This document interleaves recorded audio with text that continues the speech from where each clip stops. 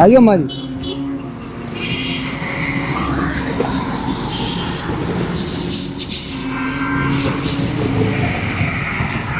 आइए आइए आइए। अम्मा किथे जाना?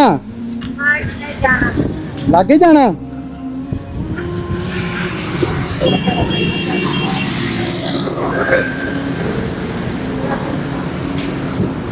आइयो आइयो आइयो आइयो अम्मा।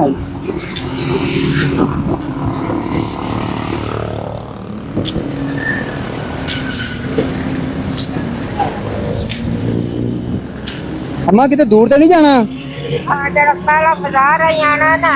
अच्छा उत्थे ना जा। किराया हैगा? कोई नहीं किराया। उसे इतने रिक्शे ते लैके चले जाओ। कल सुनो इधर आओ।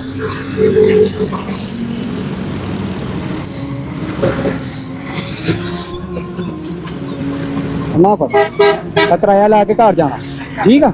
लादे वाले वालेकुम सलाम। क्या हाल है भाई? ठीक है आप? तबीयत ठीक है आपकी?